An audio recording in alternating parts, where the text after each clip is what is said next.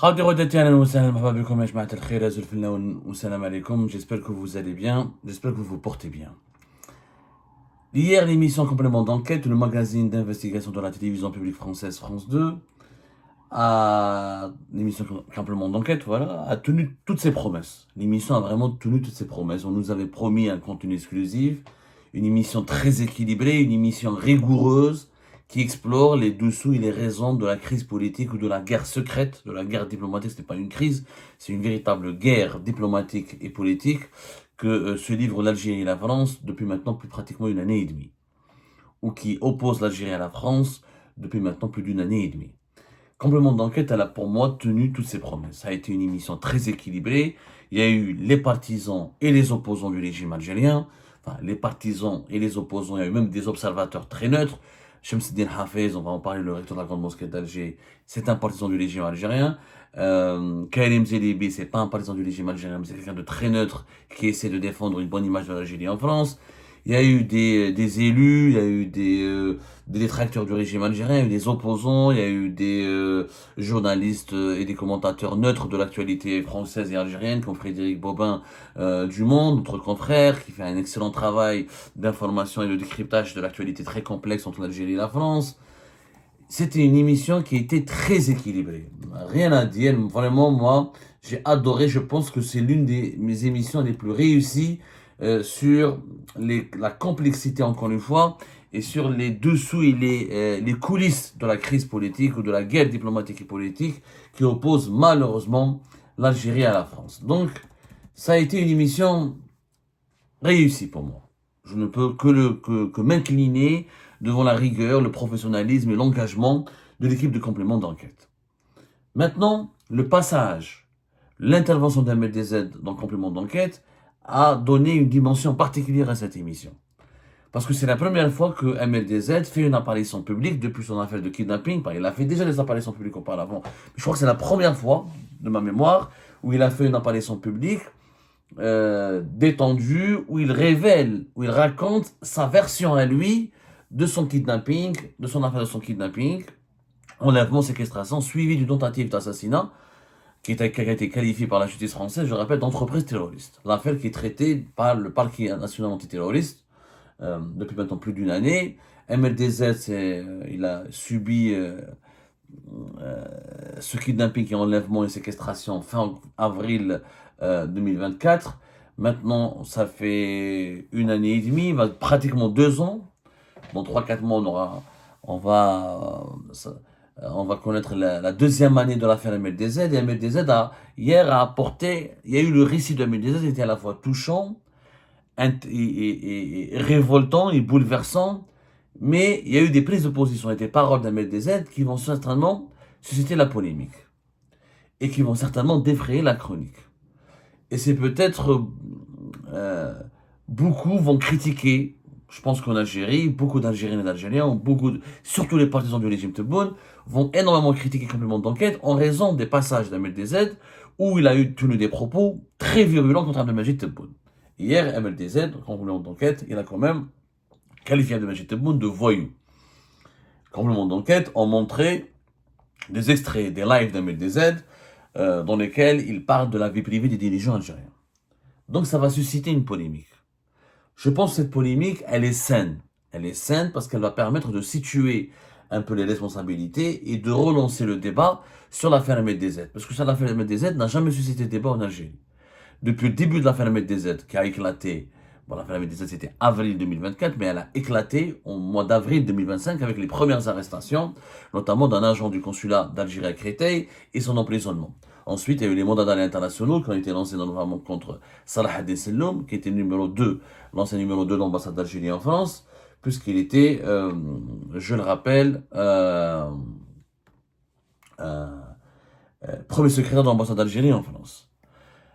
Ça a été un moment très important dans l'émission, c'est un moment clé dans l'émission Complément d'enquête, le témoignage et la prise de parole d'MLDZ. Est-ce qu'il a eu raison, MLDZ, de qualifier Tebboune de voyous? Depuis hier, les réactions fusent. Est-ce que complément d'enquête ont eu raison de passer le témoignage et le récit d'MLDZ sans, je dirais pas censurer, sans lui demander de ne pas insulter, de ne pas diffamer, de ne pas dénigrer. Parce que les partisans du régime Tebboune nous parlent maintenant de dénigrement, de diffamation, d'atteinte à la considération, à la personne du chef d'État, du président algérien, avec une méchanceté gratuite. Je pense d'abord qu'il faut se mettre à la place d'Ahmed Dezet et comprendre ce qu'il a vécu. D'ailleurs, avant même la diffusion de l'émission de complément d'enquête hier soir à 23h, dans la soirée du jeudi à 23h, le jeudi 22 janvier 2026, il y a eu la réaction de l'APS.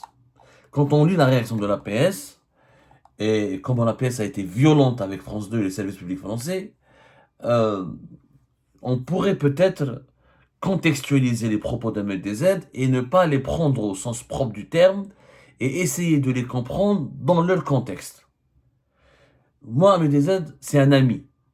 J'assume mon amitié totale avec Ahmed Dezet et je suis solidaire avec Ahmed Dezet depuis le début. Parce que j'estime que, quels que soient les désaccords, moi je ne suis pas d'accord avec Ahmed Dezet sur pas mal de ses méthodes, sur pas mal de ses approches quand il traite l'actualité algérienne. Il le sait, je lui ai fait savoir. Mais kidnapper Ahmed Dezet, l'enlever, le torturer, le droguer, tenter de l'assassiner, le séquestrer, c'est un crime impardonnable. Et l'affaire Ahmed Dezet, je vous l'ai dit, je vous avais prévenu, j'avais prévenu les dirigeants algériens que l'affaire Ahmed Dezet va hanter le régime Tebboune, qu'elle sera ce fantôme qui va toujours réveiller les dirigeants algériens lorsqu'ils vont essayer de dormir. Il va les hanter, c'est un fantôme qui va les perturber, qui va les déranger, qui va les bousculer, qui va leur provoquer les pires cauchemars de leur vie. Pour une raison très simple, c'est que c'est un acte terroriste. Kidnapper quelqu'un, le séquestrer, tenter de l'assassiner, à cause de ses opinions, parce qu'Ahmed Dezet, ok, il parle de la fille de Tebboune, de la fille de ceci, des enfants de cela, etc. Oui, c'est une atteinte à la vie privée. Oui, on peut considérer que c'est de la calomnie, c'est pas des méthodes dignes. Il y a la justice. T'es pas d'accord avec Ahmed Dezet, tu traduis devant les tribunaux. Tu déposes plainte pour atteinte à la vie privée, pour calomnie, pour diffamation, pour injure, etc. Et tu demandes des réparations et tu poursuis et tu prouves qu'Ahmed Dezet a vraiment fait du tort ou a commis un crime. Mais le kidnapper, l'enlever, le torturer, le droguer, le séquestrer pour l'assassiner, ça c'est impardonnable. C'est impardonnable. On peut pas continuer à diaboliser Ahmed Dezet sans comprendre et sans essayer de comprendre et ressentir ce qu'il a vécu. Parce que ce qu'il a vécu, le fait qu'il a, pour moi, franchement, Ahmed Dezet, le fait qu'il a gardé sa tête, qu'il a gardé toutes ses forces mentales, qu'il a gardé toutes ses dispositions psychiques, le fait qu'il puisse encore s'exprimer de façon lucide et qu'il puisse vivre car il a, le plus normalement du monde, c'est un miracle. Vous imaginez, vous êtes kidnappé, drogué, enlevé, séquestré, et on voulait vous assassiner pour vous faire disparaître par un gang. Et ça dure pratiquement 48 heures. Ensuite, toute la pression médiatique. Ensuite, toute la pression, plus que la pression médiatique. C'est par la suite, l'affaire Ahmed Dezet a provoqué un séisme qui, aujourd'hui, c'est la principale raison, c'est le principal problème qui empêche la réconciliation entre Alger et Paris. Vous imaginez tout le poids qui pèse sur les épaules d'Ahmed Dezet. À un moment donné, il faut essayer de se mettre dans sa peau. Il faut essayer de se mettre à sa place. Vous imaginez je sais même pas que c'est pas les pressions, il faut trouver un autre mot, il y a une chape de plomb, il y a il y a un poids énorme. Peut-être qu'une autre personne aurait craqué, serait devenue folle, aurait perdu les pédales. Moi, je pense qu'une autre personne aurait vraiment perdu les pédales. Ahmed Dezet, malgré tout, il a gardé son sang-froid.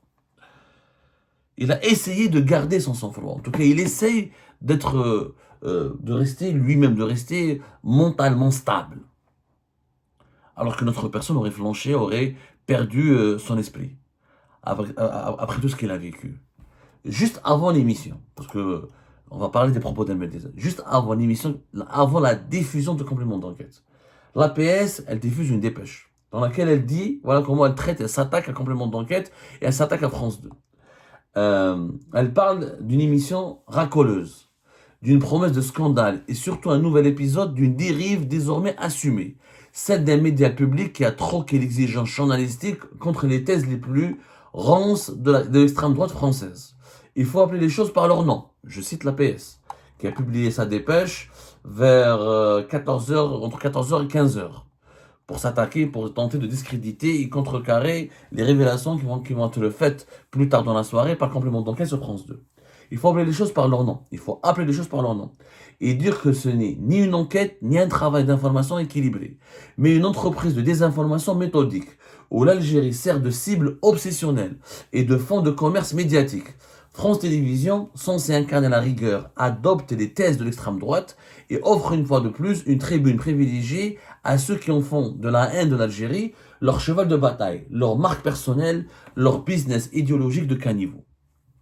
Ce que dit l'APS, non seulement est un mensonge, parce qu'on a vu complément d'enquête, il y a eu des voix favorables à l'Algérie. Le recteur de la Grande Mosquée d'Alger, le recteur de la Grande Mosquée de Paris.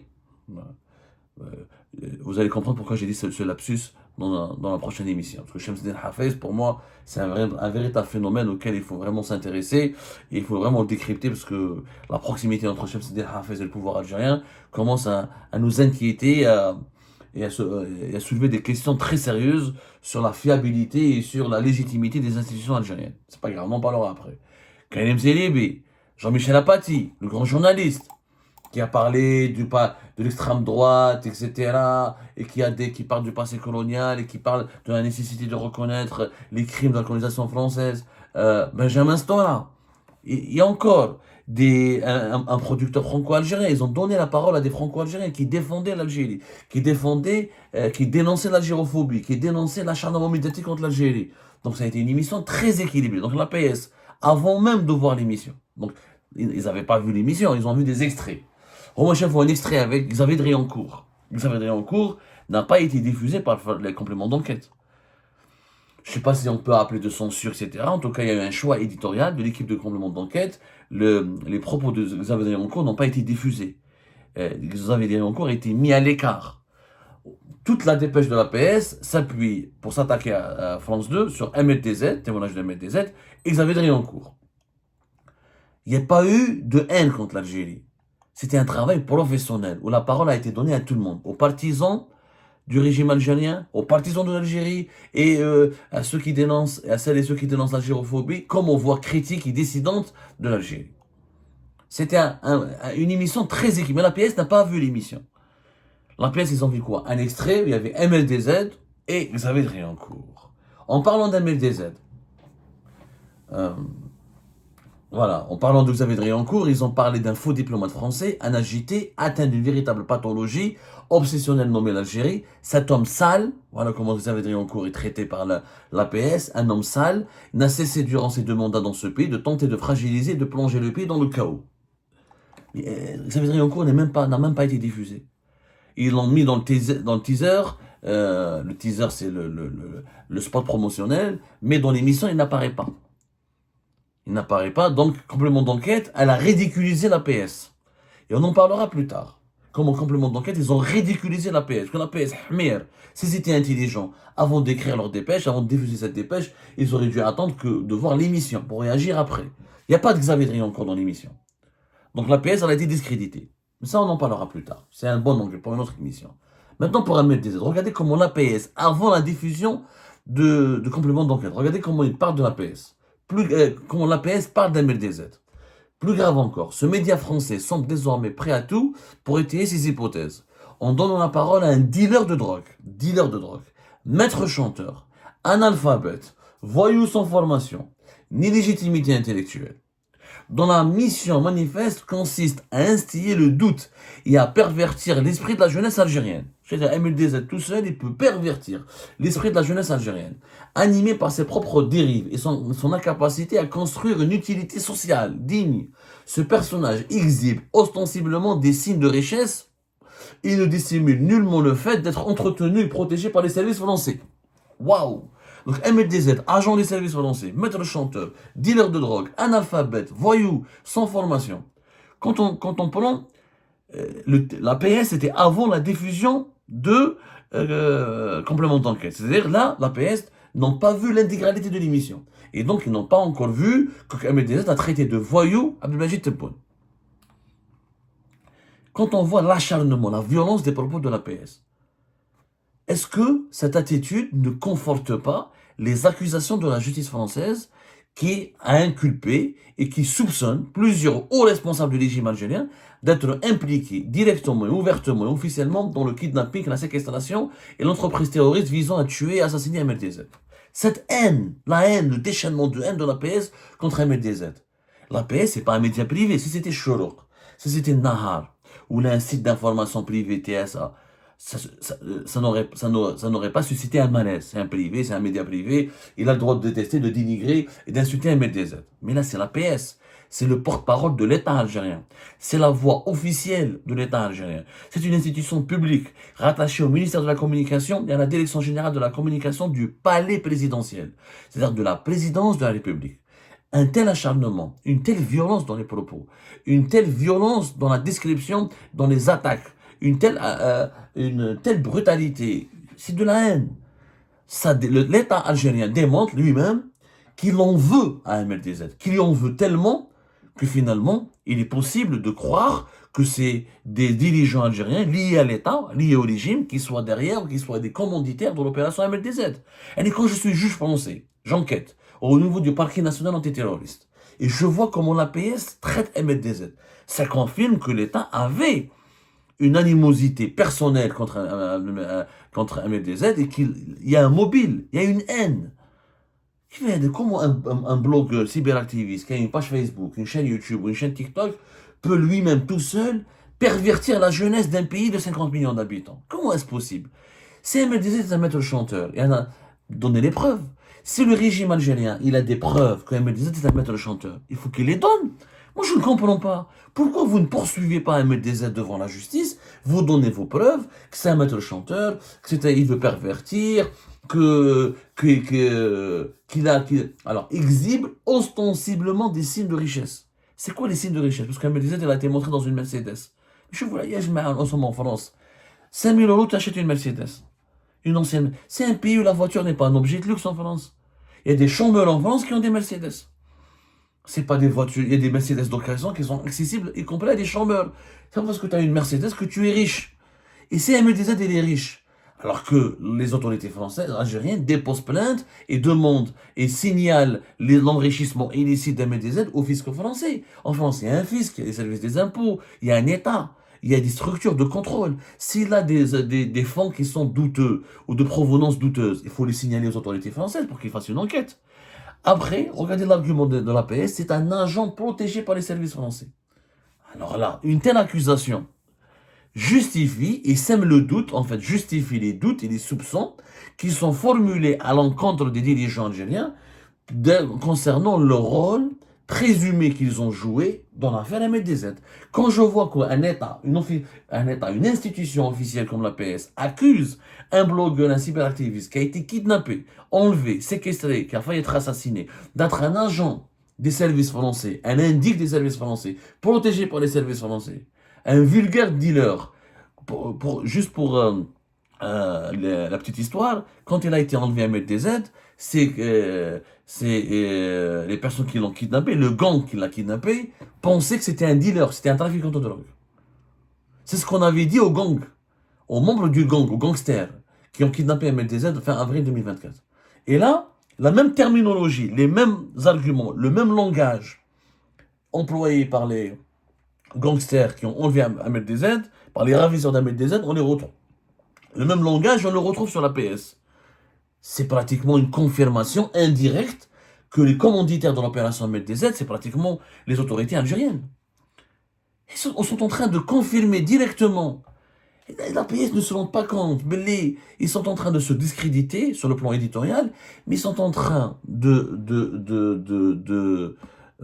s'enfoncer sur le plan juridique et sur le plan pénal, puisqu'ils donnent des indices. Parce que quand on enquête sur un crime dans la loi, il y a les preuves. Quand on n'a pas de preuves, pour trouver des preuves, il faut utiliser des indices. L'APS, elle donne des indices. Elle donne des indices pour incriminer, pour permettre à la justice française d'incriminer le régime algérien dans l'affaire d'MLDZ. Et ça, c'est très très important à le souligner. Deuxièmement, et c'est le point le plus important, est-ce que MLDZ il a dérapé en traitant Tebboune de voyou? Oui, on peut Je peux accepter ce point de vue. On peut légitimement dire que MLDZ a dérapé ou que complément d'enquête n'aurait peut-être pas dû passer ses propos, mais il faut les mettre ses propos dans un contexte. On parle de kidnapping, on parle d'enlèvement, on parle de tentative d'assassinat. Alors, quelqu'un qui a vécu de telles pratiques de barbouzerie, de telles pratiques criminelles, comment voulez-vous qu'il ne traite pas ses adversaires de voyous? D'autant plus que les soupçons sont là. Quand la PS elle-même reprend les mêmes éléments de langage que les ravisseurs d'Ahmed DZ, les soupçons sont légitimes.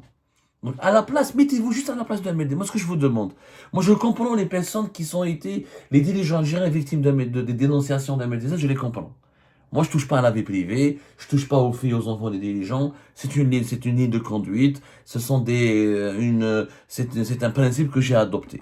Je peux comprendre des victimes de la famille, et les familles victimes, les femmes et les dirigeants victimes des critiques et des dénonciations d'Ahmed DZ. Mais est-ce que les détracteurs d'Ahmed DZ peuvent le comprendre lui, ce qu'il a vécu, ce qu'il a subi? Quand on est kidnappé, enlevé, séquestré, et on a failli être assassiné, quand on est drogué, etc., et quand on mobilise tout un gang pour cette opération, et quand l'État algérien, à travers une institution officielle, continue de traiter Ahmed DZ de trafiquant de drogue, de voyou, etc., et continue de s'acharner sur lui, comment voulez-vous que Ahmed DZ ne pète pas les plans ou il ne soit pas dans une forme de radicalité lorsqu'il s'exprime contre les autorités algériennes?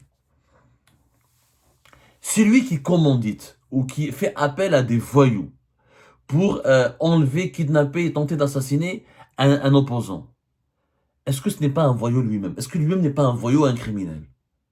Et je vous laisse répondre à cette question. Et je vous laisse, parce que cette polémique autour de l'affaire Ahmed DZ au niveau de complément d'enquête, d'abord, le complément d'enquête, il a eu le mérite de nous raconter l'histoire d'Ahmed DZ, parce que là, on est parti sur le lieu du kidnapping, le lieu de l'enlèvement, et là, au Ahmed DZ, comment il a été, l'équipe de complément d'enquête, elle a accompagné Ahmed DZ sur le site du crime. Donc, on a pu visualiser cette affaire, on a eu un témoignage exclusif d'Ahmed DZ. Complément d'enquête, elle n'a pas cautionné le travail d'Ahmed DZ. Elle a dit, c'est un travail contestable, etc., les révélations sur la vie privée, etc. Il faut vraiment voir, complément d'enquête n'ont pas cautionné le travail d'Ahmed DZ. Mais ils ont enquêté sur ce qui lui est arrivé. C'est pas parce que quelqu'un a insulté des dirigeants algériens sur les réseaux sociaux qu'on doit cautionner son kidnapping, son enlèvement, ou qu'on doit le neutraliser, l'emprisonner, ou neutraliser, je veux l'emprisonner, l'assassiner, ou c'est injustifiable ce qui s'est passé dans l'affaire Ahmed DZ. C'est une affaire très très grave, qui va hanter les dirigeants algériens pendant des années, voire des décennies. Et cette affaire, elle va empêcher la réconciliation entre les deux pays tant que le régime algérien ne fait pas son mea culpa et ne dit pas la vérité sur l'implication des responsables de ces services de sécurité et qui a donné l'ordre de kidnapper Ahmed DZ. Parce que la justice française n'a pas incarcéré un officiel de consulat d'Algérie à Créteil et n'a pas lancé un mandat d'arrêt contre le numéro 2 de l'ambassade d'Algérie en France, Salah Abdesselloum, comme ça par plaisir, ou juste pour emmerder les autorités algériennes, ou juste pour approfondir la polémique, ou pour susciter la polémique. Non, il y a des faits, il y a des témoignages, il y a des preuves, il y a des indices. Et complément d'enquête ont montré comment les autorités services de sécurité français ont abouti à l'identification de ces agents officiels de l'État algérien. Donc il faut répondre aux faits par les faits. Mais l'attitude de la PS, pour moi, ce que l'a fait la PS hier, avant complément d'enquête, avant la diffusion du complément d'enquête, a été une démonstration, franchement, la démonstration d'une forme de culpabilité non assumée par les dirigeants algériens dans l'affaire, le scandale Ahmed DZ. Et je pense que là, ça a été une faute très grave qui va servir la justice française et qui va confirmer les doutes de la justice française en ce qui concerne l'implication d'un certain nombre de dirigeants algériens dans l'affaire d'Ahmed DZ qui est qualifiée, je le rappelle, par la justice française comme étant un crime terroriste.